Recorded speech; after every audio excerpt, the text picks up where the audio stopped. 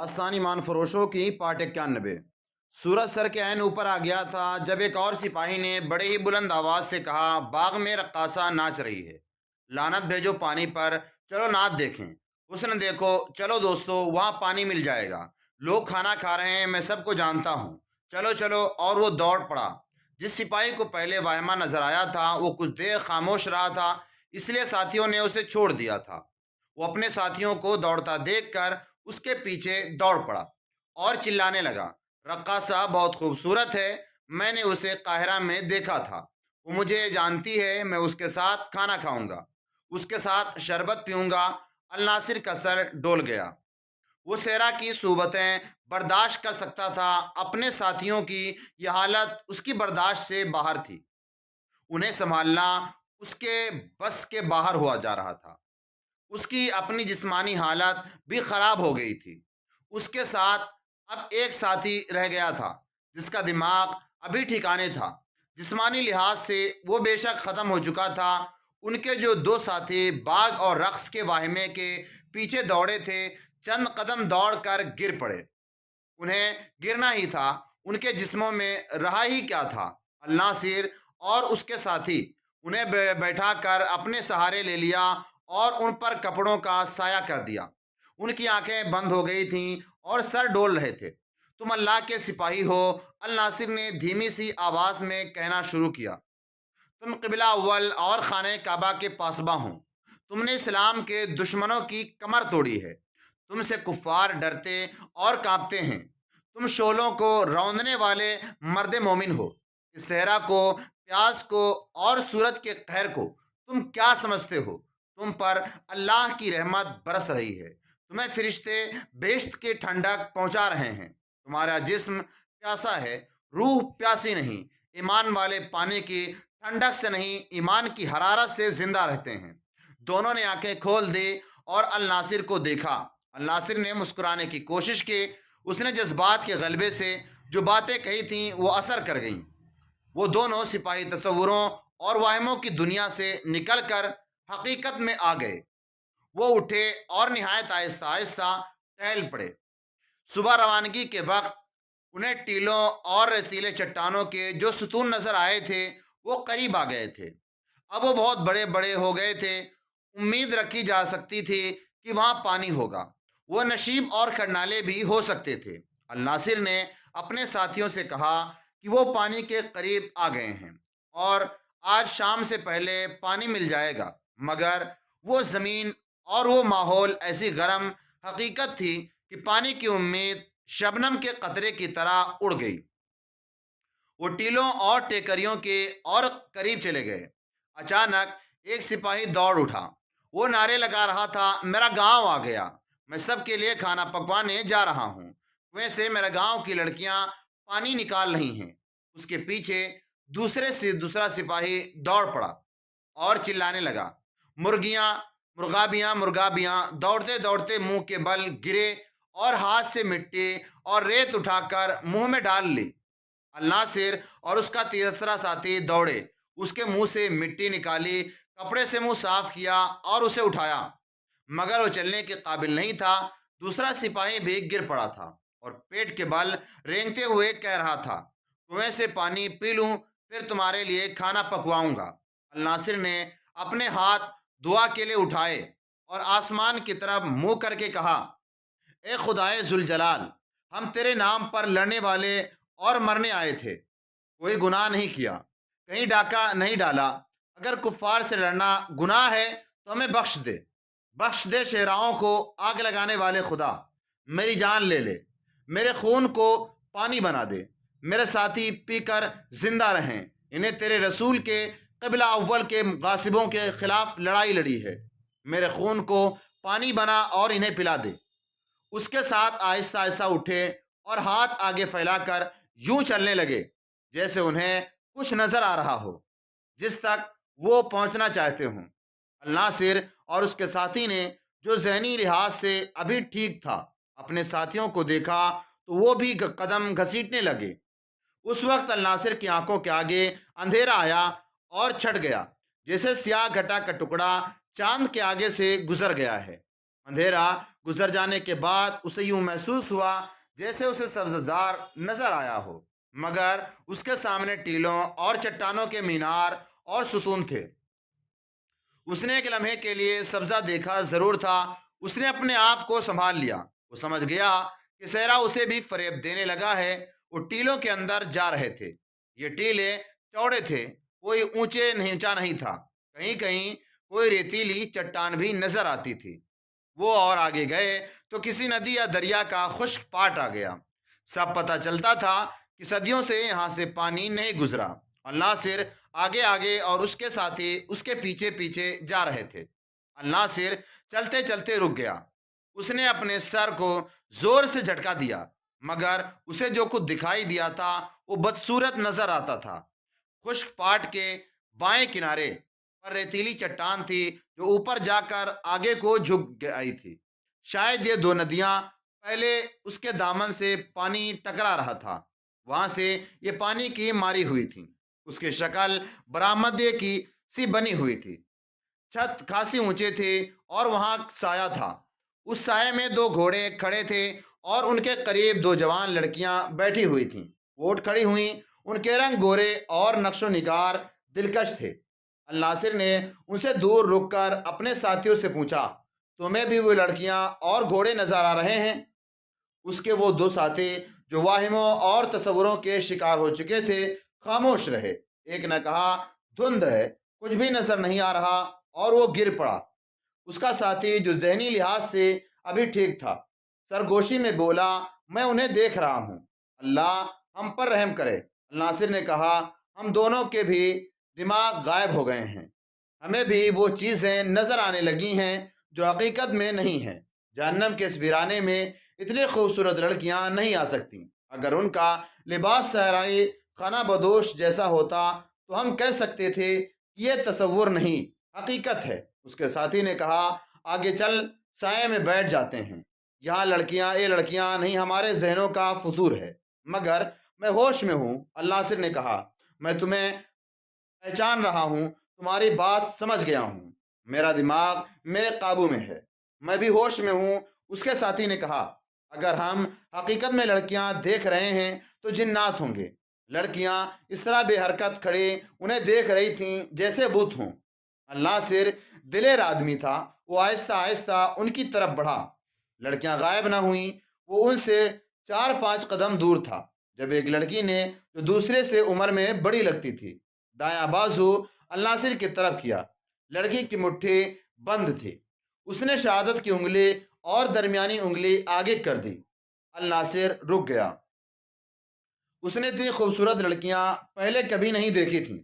Sir की ओढ़नी से उनके जो बाल शानों पर पड़े नजर आ रहे थे वो बारीक रेशम के तारे लगते थे। वो दोनों लड़कियों की आंखों का रंग भी दिलकश और अजीब था। आंखें हीरो की तरह चमकती थीं। तुम सिपाही हो? बड़ी लड़की ने कहा। किसके सिपाही हो? सब कुछ बताऊंगा। अल नासिर ने कहा, मुझे ये बता दो, तुम सहरा का धोखा हो या जिन्नात की मखलूक से हो? हम जो कुछ भी हैं, तुम बताओ कौन हो और इधर क्या करने आए हो? लड़की ने पूछा। हम सहरा का फरेब नहीं। तुम हमें देख रहे हो, हम तुम्हें देख रही हैं। हम सुल्तान सलाहुद्दीन अयूबी के छापा मार हैं, सिपाही हैं। अल नासिर ने कहा, रास्ता भूल कर इधर आ निकले हैं। अगर तुम जिन्नात में से हो तो तुम्हें हजरत सुलेमान का वास्ता, मेरे इन साथियों को पानी पिला दो और उसके एवज मेरी जान ले लो। ये मेरी जिम्मेदारी में अपने हथियार हमारे आगे फेंक दो। लड़की ने अपना बाजू नीचे करते हुए कहा, हजरत सुलेमान के नाम पर मांगी हुई चीज से हम इनकार नहीं कर सकते। अपने साथियों को साए में ले आओ। अल नासिर ने अपने वजूद में एक लहर दौड़ती महसूस की, जैसे सर से दाखिल हुई और पांच पांव से निकल गई हो। वो इंसानों का मुकाबला करने वाला जाबाज था। उसके शबखून उसके साथियों को हैरान कर दिया करते थे, मगर उन लड़कियों के आगे वो बुजदिल बन गया था। उसके दिल पर ऐसे खौफ की गिरफ्त थी जो उसने कभी महसूस नहीं की थी। वो जिन्नात की कहानियां सुनता रहा था। जिन्नात से कभी आमना सामना नहीं हुआ था। उसे हर लम्हा तवक्को थी कि दो लड़कियां और दो घोड़े गायब हो जाएंगे या शक्लें बदल लेंगे। ان کے خلاف وہ کچھ نہیں کر سکتا تھا، وہ بے بس اور مجبور ہو گیا۔ اس نے اپنے ساتھیوں سے کہا کہ وہ سائے میں چلیں۔ ان میں سے ایک تو بے ہوش پڑا تھا، اسے گھسیٹ کر سائے میں لے گئے۔ اپنے متعلق بتاؤ کہ تم کیا کر کے آئے ہو؟ لڑکی نے پوچھا۔ پانی پلاؤ، الناصر نے التجا کی۔ سنا ہے جنات ہر چیز حاضر کر دیا کرتے ہیں، گھوڑوں کے ساتھ مشکیزیں ہیں۔ لڑکی نے کہا ایک کھول لو۔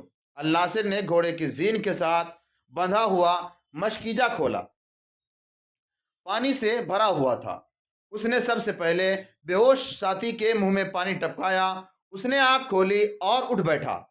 الناصر نے مشکیزہ اس کے منہ سے لگا دیا، لیکن اسے زیادہ پانی نہیں پینے دیا۔ باری باری سب نے پانی پی لیا۔ الناصر کا دماغ صاف ہو گیا۔ اس نے سوچا کہ لڑکیاں تصور یا واہمہ ہوتی تو دماغ میں جان آ جانے سے یہ واہمہ غائب ہو جاتا، لیکن لڑکیاں وہاں موجود تھیں، اور سب سے بڑی حقیقت یہ تھی کہ اس نے پانی پیا تھا۔ اگر پانی میں تصور ہوتا تو اس سے اس کے جسم میں تازگی نہ آتی۔ اس نے لڑکیوں کو ایک بار پھر دیکھا اور بڑی غور سے دیکھا۔ اب وہ اسے اور زیادہ حسین نظر آئیں۔ وہ یقیناً انسان نہیں تھیں۔ الناصر کے ذہنی، جذباتی اور جسمانی کیفیت یہ تھی کہ اسے اپنے اوپر کوئی اختیار نہیں رہا تھا۔ وہ محسوس کر رہا تھا کہ وہ اپنی مرضی سے سوچنے کے قابل نہیں رہا۔ اس کے ساتھیوں کے چہروں پر زندگی اونت کر آئی تھی۔ یہ اس تھوڑے سے پانی کا کرشمہ تھا جو ان کے جسموں میں آ گیا تھا، مگر الناصر کی طرح ان پر بھی خوف طاری ہو گیا تھا۔ لڑکیاں انہیں خاموشی سے دیکھ رہی تھیں۔ باہر کی دنیا جل رہی تھی۔ زمین ایسے شعلے اگل رہے تھے جو محسوس ہوتے تھے، نظر نہیں آتے تھے، لیکن جہاں یہ لوگ بیٹھے تھے وہاں ان شعلوں سے محفوظ تھے۔ اوپر ریتیلی چٹان کی چھت تھے اور جگہ خاصی کشادہ تھی۔ بڑی لڑکی نے بازو الناصر کی طرف بڑھایا، درمیانی انگلی اور شہادت کی انگلی آگے کر کے بازو کو گھوڑوں کی طرف گھما کر کہا۔ الناصر ایسے انداز سے گھوڑے کی زین کے ساتھ بندھا ہوا چمڑے کا تھیلا کھول لایا جیسے اس نے یہ حرکت کسی جادو کے زیر اثر کیا ہو۔ اس نے تھیلا کھولا تو اس میں کھجوروں کے علاوہ کھانے کی کچھ ایسی چیزیں پڑی تھیں جو صرف امیر لوگ کھایا کرتے تھے۔ خشک گوشت بھی تھا جو کھانے کے قابل تھا۔ اس نے لڑکیوں کو دیکھا۔ بڑی لڑکی نے کہا کھاؤ۔ الناصر نے یہ چیزیں اپنے ساتھیوں میں تقسیم کر دیں۔ ان سب کے پیٹ سے لگے ہوئے تھے۔ انہوں نے کھانا شروع کر دیا۔ کھانا مقدار کے لحاظ سے تھوڑا تھا، جو بظاہر ایک آدمی کے لیے کافی تھا، لیکن چاروں سیر ہو گئے۔ انہیں ماحول نکھرا ہوا دکھائی دینے لگا۔ لڑکیوں کا حسن پہلے سے کہیں زیادہ پرکشش اور پراسرار ہو گیا۔ تم ہمارے ساتھ کیا سلوک کرو گی؟ الناصر نے لڑکی سے کہا۔ جن اور انسان کا کوئی مقابلہ نہیں۔ تم آگ ہو، ہم مٹی اور پانی ہیں۔ ہم سب کا خالق خدا ہے۔ ہمیں اپنے خالق کی مخلوق سمجھ کر ہم پر رحم کرو۔ ہمیں ترکمان کے راستے پر ڈال دو۔ تم چاہو تو پلک جھپکتے ہمیں ترکمان پہنچا سکتی ہو۔ تم کہیں شب خون مارنے گئے تھے؟ بڑی لڑکی نے پوچھا۔ صلاح الدین ایوبی کے چھاپا مار بھی جن ہوتے ہیں۔ ہمیں بتاؤ کہ تم کہاں گئے تھے اور کیا کر کے آئے ہو۔ الناصر نے اسے اپنی تمام کارگزاری سنا دی۔ اس کی ٹولی نے جس دلیری سے شب خون مارے اور جو نقصان کیا تھا وہ پوری تفصیل سے سنایا۔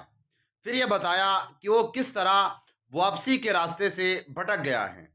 تم اپنے ساتھیوں سے بہتر سپاہی معلوم ہوتے ہو۔ لڑکی نے کہا کیا تمہاری فوج کا ہر ایک سپاہی یہی کام کر سکتا ہے جو تم نے کیا ہے؟ نہیں، الناصر نے جواب دیا۔ ہم چاروں کو تم انسان نہ سمجھو۔ ہمیں استادوں نے جو تربیت دی ہے وہ ہر ایک سپاہی برداشت نہیں کر سکتا۔ ہم صحرائی ہران کی طرح دوڑ سکتے ہیں، عقاب کی طرح ہماری آنکھیں بہت دور تک دیکھ سکتی ہیں، اور ہم چیتے کی طرح حملہ کرتے ہیں۔ ہم میں سے کسی نے بھی چیتا نہیں دیکھا۔ استادوں نے بتایا تھا کہ چیتا کیا ہوتا ہے اور کس طرح حملہ کرتا ہے۔ اس جسمانی پھرتی کے علاوہ ہمارے دماغ دوسرے سپاہیوں کی نسبت زیادہ اچھی طرح سوچ سکتے ہیں۔ ہمیں استادوں نے یہ ہنر بھی سکھایا ہے کہ دشمن کے ملک میں جا کر فوجی راز کس طرح حاصل کیے جاتے ہیں۔ ہم بھیس بدل لیتے ہیں، آواز بدل لیتے ہیں، اندھے بن سکتے ہیں، ضرورت پڑے تو ہم آنسو بہا سکتے ہیں، اور جب پکڑے جانے کا خطرہ ہو تو ہم اپنی زندگی سے دستبردار ہو کر لڑتے ہیں اور نکلنے کی کوشش کرتے ہیں۔ ہم قید نہیں ہوتے، شہید ہوا کرتے ہیں۔ اگر ہم جن ہوتی تو تم ہمارے ساتھ کیا سلوک کرتے؟ لڑکی نے پوچھا۔ تم یقین نہیں کرو گی، الناصر نے کہا، ہم وہ پتھر ہیں جنہیں عورت کا حسن توڑ نہیں سکتا۔ مجھے یقین ہو جائے کہ تم انسان ہو اور پتہ چل جائے کہ راستے سے بھٹک گئی ہو تو تم دونوں کو اپنی پناہ میں لے لوں گا اور اپنے ایمان کی طرح قیمتی سمجھوں گا، مگر تم انسان نہیں ہو۔ تمہاری حالت بتا رہی ہے کہ تم انسان نہیں ہو۔ تم جیسی لڑکیاں اس جہنم میں نہیں آ سکتی۔ اب میں تم سے التجا کرتا ہوں کہ ہمیں پناہ میں لے لو، ہم انسانوں کے مخلوق سے نہیں۔ لڑکی نے کہا، ہمیں معلوم تھا کہ تم کیا کر رہے ہو، ہمیں معلوم تھا کہ تم راستے سے بھٹک گئے ہو۔ اگر تم گنہگار ہوتے تو جس صحرا سے تم گزر کر آئے ہو وہ تمہارا خون پی جاتا اور تمہارے جسم کے گوشت کو ریت بنا کر تمہاری ہڈیاں ننگی کر دیتا۔ اس صحرا نے بھٹکے ہوئے گنہگاروں کو کبھی نہیں بخشا۔ ہم دونوں تمہارے ساتھ تھیں۔ تمہیں جو پریشانیاں برداشت کرنی ہیں پڑی ہیں وہ اس لیے کہ تم پر ڈالی گئی ہیں کہ تم خدا کو بول نہ سکو اور تمہارے دل سے گناہ کا خیال اور ارادہ نکل جائے۔ ہمیں معلوم تھا کہ ہم جیسے خوبصورت لڑکیوں کو دیکھ کر تم بھوک اور پیاس کو بھول جاؤ گے اور تمہارے دل پر شیطان کا قبضہ ہو جائے گا۔ تم ہمارے ساتھ کیوں رہی؟ الناصر نے پوچھا۔ ہمیں اس نے بھیجا ہے جو صحراؤں میں راستہ بھول جانے والے نیک بندوں کو راہ دکھاتا ہے۔ بڑی لڑکی نے کہا، تم پر خدا نے جو رحمت نازل کی ہے اس کا تم حساب نہیں کر سکتے۔ اس نے ہمیں کہا تھا کہ مرد نزاع کے عالم میں بھی شیطان کے اثر سے آزاد نہیں ہوتا۔ اس ناپاک قبضے سے آزاد کرنے کے لیے خدا نے تمہیں عذاب میں ڈالا ہے۔ پھر ہمیں کیا حکم ملا کہ ان کے سامنے آ جاؤ اور انہیں پناہ میں لے لو۔ ہم جانتے تھے کہ تم نے دشمن کو کس طرح اور کتنا نقصان پہنچایا ہے۔ پھر مجھ سے کیوں پوچھا تھا؟ الناصر نے پوچھا، یہ دیکھنے کے لیے کہ تم کتنا جھوٹ اور کتنا سچ بولتے ہو۔ لڑکی نے کہا، تم سچے ہو، ہم جھوٹ نہیں بولا کرتے۔ الناصر نے کہا، شب خون مارنے والے خدا کو گواہ بنایا کرتے ہیں۔ اپنی فوج اور اپنے سالاروں کی نظروں سے اوجھل ہو کر ہم اس حقیقت کو دل میں بیٹھا لیتے ہیں کہ ہمیں خدا دیکھ رہا ہے۔ ہم خدا کو دھوکہ نہیں دے سکتے۔ الناصر خاموش ہو گیا اور پوچھا، تم نے میرے سوال کا جواب نہیں دیا کہ ہمارے ساتھ کیا سلوک کرو گی؟ جو ہمیں حکم ملا ہے اس کے خلاف ہم کچھ کر نہیں سکتے۔ لڑکی نے جواب دیا، ہمارا سلوک برا نہیں ہوگا۔ ہم دیکھ رہے ہیں کہ تم اب بول نہیں سکتے، تمہاری ساتھیوں کی آنکھیں بند ہو رہی ہیں، مگر تمہارے دلوں میں جو خوف ہے وہ تمہیں سونے نہیں دے رہا۔ دل سے خوف نکال دو اور سو جاؤ۔ پھر کیا ہوگا؟ الناصر نے پوچھا۔ جو اللہ کا حکم ہوگا، لڑکی نے جواب دیا۔ ہم تمہیں نقصان نہیں پہنچا سکتے۔ اگر بھاگنے کی کوشش کرو گے تو ان ریتیلی ستونوں کی طرح ستون بن جاؤ گے۔ تمہیں دور سے یہ ستون نظر آئے ہوں گے، ان کے اوپر کوئی چھت نہیں، یہ مینار لگتے ہیں، اصل میں انسان ہیں۔ انسان تھے، ہمیں حکم نہیں کہ تمہیں دکھاؤں۔ اگر حکم ہوتا تو کسی بھی مینار پر تم جب تلوار کی ضرب لگاتے تو اس میں سے خون پھوٹتا۔ الناصر اور اس کے ساتھیوں کی آنکھیں خوف سے باہر آنے لگیں، ان کی سانسیں رک گئیں۔ یہ روئے زمین کا جہنم ہے، لڑکی نے کہا۔ ادھر وہی آتا ہے جو راہ سے گمراہ ہو جاتا ہے، اور وہ کہ جو بھولے بھٹکے مسافروں کو راستہ دکھاتا اور کسی کو نظر نہیں آیا کرتا۔ انہیں غزال جیسے خوبصورت جانوروں یا ہم جیسے خوبصورت لڑکیوں کے روپ آ کر انہیں راہ پر ڈالتا، پانی پلاتا اور انہیں اس دوزخ کی اذیت سے بچا لیتا ہے۔ مگر انسان گناہوں کا اتنا شیدائی ہے کہ غزال کو دیکھتا ہے تو اس پر تیر چلاتا ہے کہ اسے مارے اور اس کا گوشت کھائے، اور جب ہم جیسی لڑکیوں کو دیکھتا ہے تو اسے تنہا اور مجبور سمجھ کر اسے عیش و عشرت کا ذریعہ بنانے کی کوشش کرتا ہے۔ وہ بھول جاتا ہے کہ اس کا آخری وقت آن پہنچا ہے۔ وہ لڑکی سے کہتا ہے کہ آؤ، میرے ساتھ ساتھ شادی کروں گا، تم میرے حرم کی ملکہ ہوگی۔ ریت اور مٹی کے یہ بے ڈھنگے اور لمبوترے مینار ایسے ہی آدمی تھے، تم ان میں شامل نہیں ہوگے۔ سو جاؤ، اگر ہمیں دیکھ کر تمہارے دل میں گناہ انگڑائی لے تو اسے بھی سلا دینا، ورنہ تمہارا انجام یہی ہوگا جو تم دیکھ رہے ہو۔ انسان کی ایک کمزوری ہے کہ جس لذت کی وہ پیداوار ہے اسی لذت کا شیدائی ہو کر تباہ ہوتا ہے اور بڑے برے انجام کو پہنچتا ہے۔ انسان کی اس کمزوری نے قوم کو کے نام و نشان مٹا دیے ہیں۔ لڑکی کے بولنے کے انداز میں جادو کا سا اثر تھا۔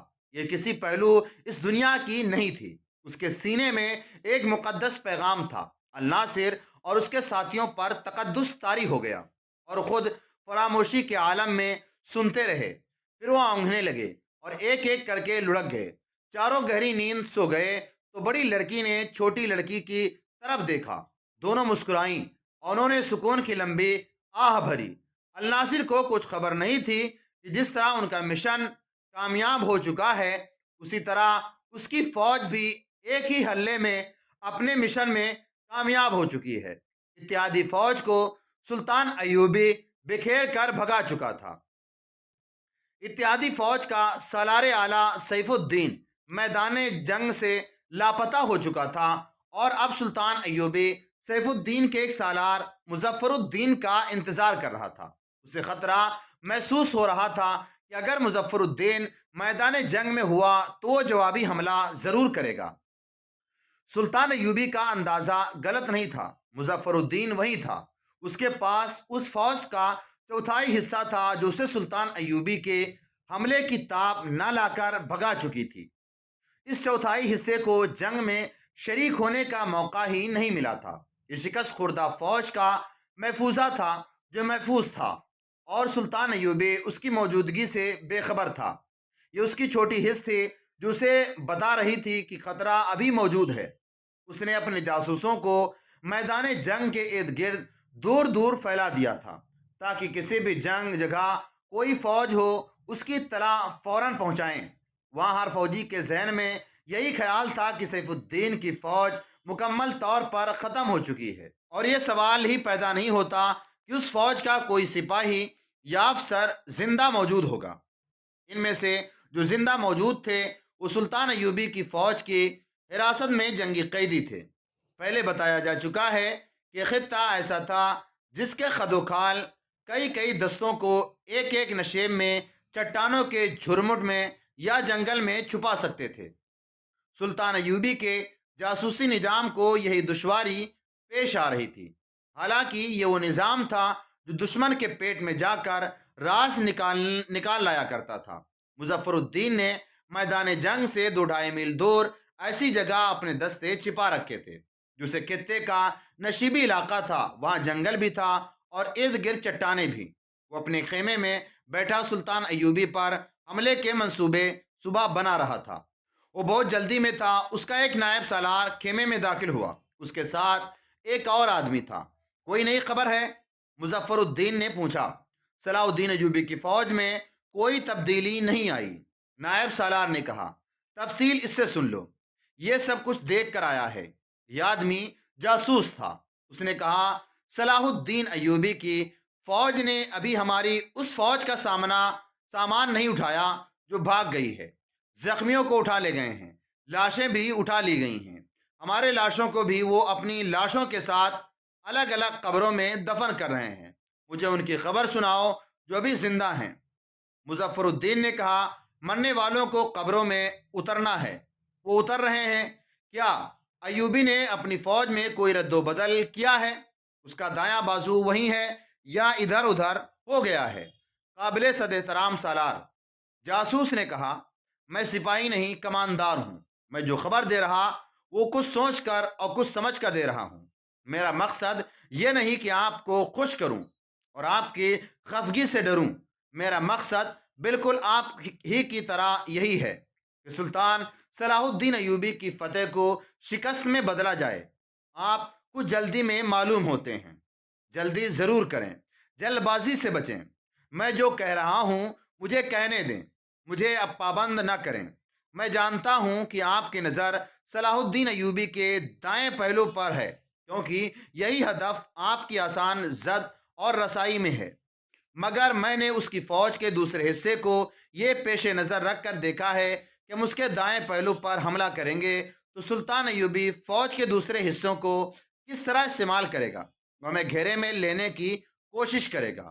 مظفر الدین نے کہا، گھیرا وسیع کر رکھے گا، ہمیں گھمایا پھرائے گا اور گھیرا تنگ کرتا جائے گا۔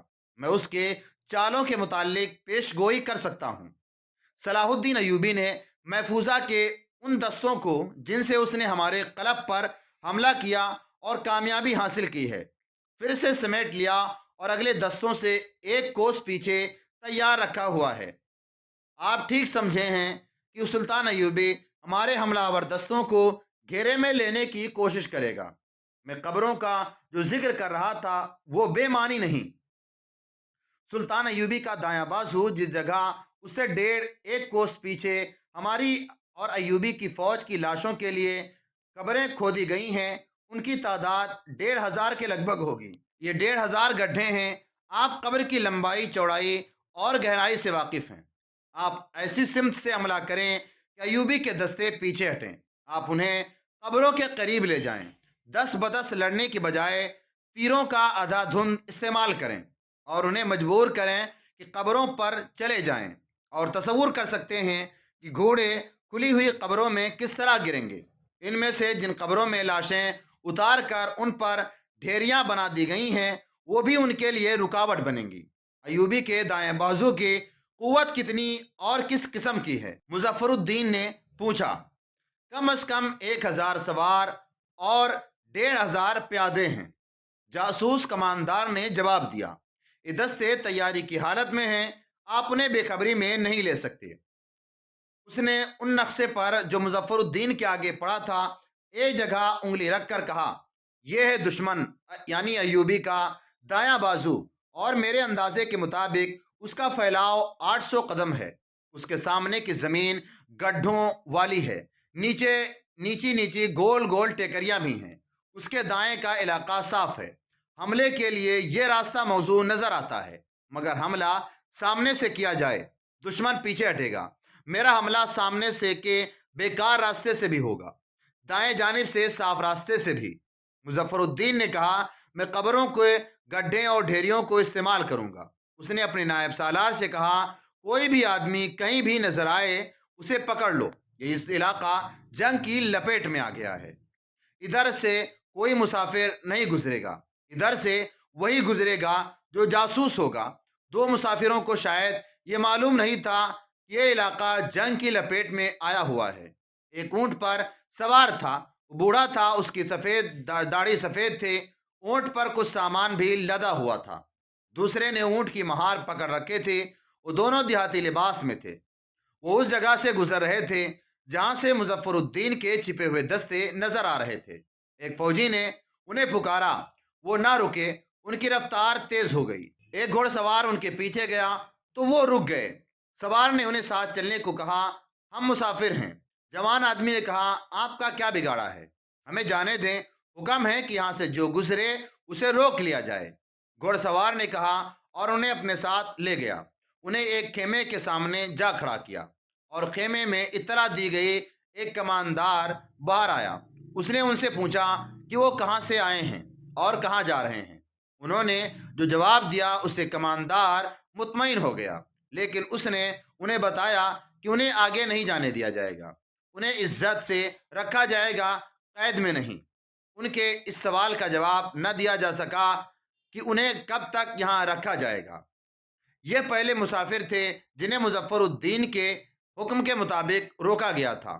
انہیں 2 سپاہیوں کے حوالے کر دیا گیا اور کہا گیا کہ وہ ان کے خیمے میں رہیں گے۔ ان کی کسی نے نہ